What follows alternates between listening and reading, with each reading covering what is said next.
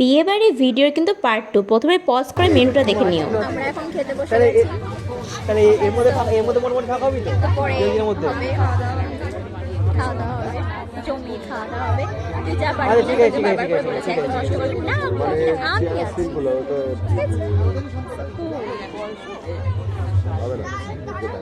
তো এদিকে দেখো আমরা তিনজনে কিন্তু এক সাইডে বসেছি, আর ওইদিকে কিন্তু আমার দাদা বৌদি আর হচ্ছে আমার বদ্দা বসেছে। তো প্রথমেই দিয়ে দিল কিন্তু ডিমের ডেভিল, যেটা কিন্তু স্যালাডের সাথে সসের সাথে বেশ ভালো ছিল, বেশ ডিপ করে খেলাম। আর তারপরেই দিয়ে দিল কিন্তু মটরশুঁটির কচুরি, আর ছিল কিন্তু চানা মশলা, যেটা সব বিয়ে বাড়িতে মোটামুটি কমন থাকে।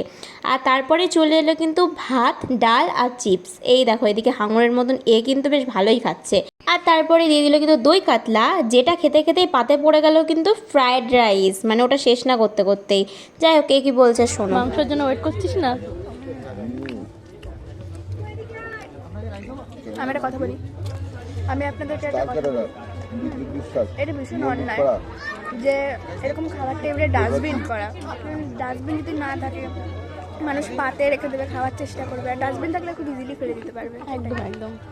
মাংসের কথা বলতে বলতে চলে এলো কিন্তু চিকেন, আর চিকেনের সাথে ফ্রায়েড রাইস কেমন লাগে বলো? সেই লাগে খেতে, বেশ সেই মানে অসাধারণ। তো এক বাইট মুখে দিলাম, আর মুখে দিতে বেশ ভালো লাগলো। মুখের রিয়াকশান থেকেই বুঝতে পারছো বেশ ভালো ছিল। আর তারপরে পাতে পড়ে গেল কিন্তু চাটনি আর পাঁপড়, যেটা খেতে খেতেই দেখলাম যে রসগোল্লা কিন্তু এর মুখে ঢোকানো হয়ে গেছে। আমি রসগোল্লা যদিও বা খাই না, কিন্তু ইনি খেতে বেশ ভালোবাসে। এনাকে 3-4টে দিয়ে দাও, এনা 3-4টেই খেয়ে নেবে। গালগুলো একদম রসগোল্লা। শেষ করতে করতেই দেখলাম আমার পাতে পড়ে গেছে কিন্তু কেশরী ভোগ, যেটা খেতে দারুণ লাগে, আমার রসগোল্লার থেকে বেশ ভালো লাগে। আর বাইরে এসে ভাবলাম যে দুটো ফটো তুলে নেওয়া যাক। এতক্ষণ তো খাওয়া দাওয়া করেছে, ভিডিওই করে গেছি, একটা ফটো আর তোলা হয়নি। সেই মতো কথা ভিডিও করছিলাম। এদিকে দেখো এই যে আমার দাদা আর বৌদি, যার বিয়ে ছিল একদম আমার পাশের বাড়িতেই থাকে, তাদেরই বিয়েতে গেছিলাম। আর এই যে আমার ভাইজি কী করছে দেখো, মানে ও ভাবছে মনে হয় এখানে নাগিন ডান্স চলছে। যাই হোক, ওকে বাদ দাও। সো আমার লুকটা আজকে কেমন লাগছে অবশ্যই কিন্তু কমেন্টে জানিও, যেটা আমার প্রথমে বলতে আমি ভুলে গেছি।